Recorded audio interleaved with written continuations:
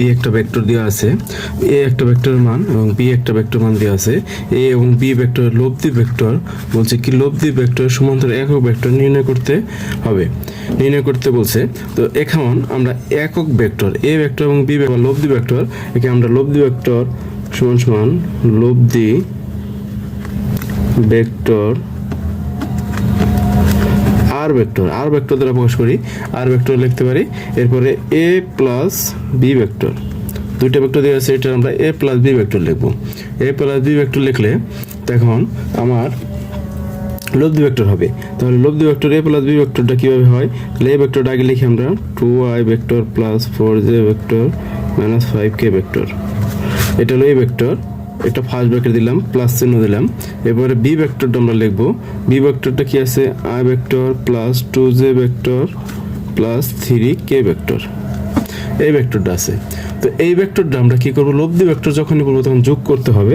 তখন আই এর সাথে আই যোগ করব, জে এর সাথে জে যোগ করবো, কে এর সাথে কে যোগ করব। তাহলে এখানে 2 প্লাস যদি কোনো কিছু না দেওয়া থাকে সেটা 1 হবে, এখানে 1 হবে।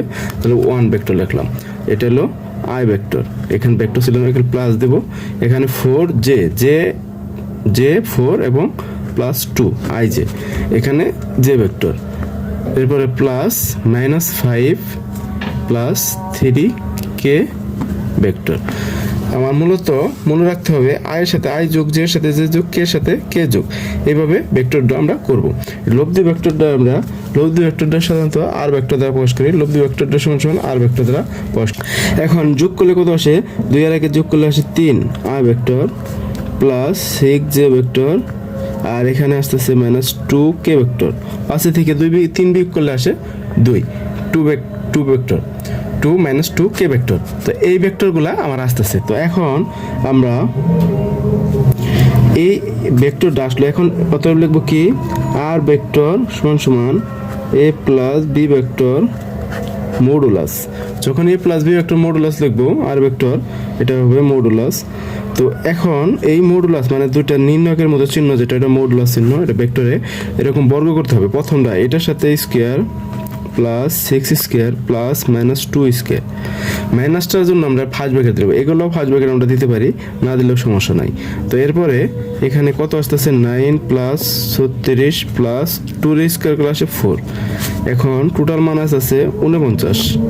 তো রুট ওভার রে 49 ভাগ করে তাহলে আসতেছে 7।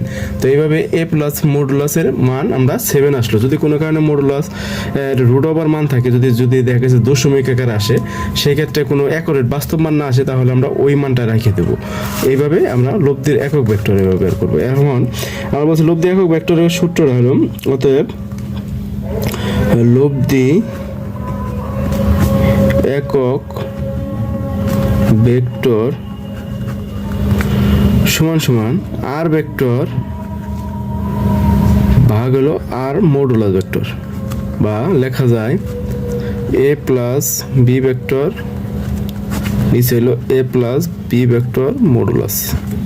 এখানে আমি আর দ্বারাও লিখতে পারি, আর যদি আমরা না লিখি আর, তাহলে আমরা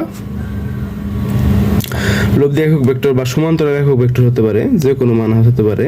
এরকম সমান্তরাল একক ভেক্টর বা লব্ধি একক ভেক্টর হলে তখন আর ভেক্টর এইভাবে লিখে এ প্লাস বি উপরে লিখতে হবে, আর নিচে হলো এ প্লাস বি মডুলাস লিখতে হবে, এ প্লাস বি মডুলাস। তাহলে এখন এ প্লাস বি ভেক্টর মান কত আসে, 3i vector plus 6j vector minus 2k vector, আর এখানে আসতেছে 7। এখানে আমি অ্যান্সারটা রাখতে পারি, কিন্তু আমার অঙ্কের সুবিধার্থে এখানে আমি অ্যান্সার রাখতে পারি।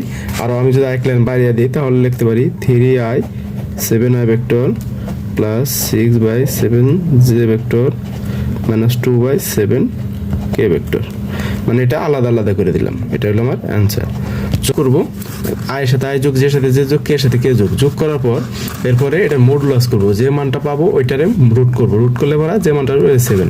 এবং লব্ধি একক ভেক্টর যে সূত্রটা, যেটা আর ভেক্টর বা আর এ প্লাস বি ভেক্টর, এইভাবে আমার ভাগ করবো। জাস্ট উপরের মানটা যেটা আছে ওইটার নিচে যে মানটা পাইলাম এটাতে ভাগ করলাম, বা মডুলাস দিয়ে ভাগ করে দেখিয়ে দিলাম। তাহলে আমার এটা হলো লব্ধি একক ভেক্টর।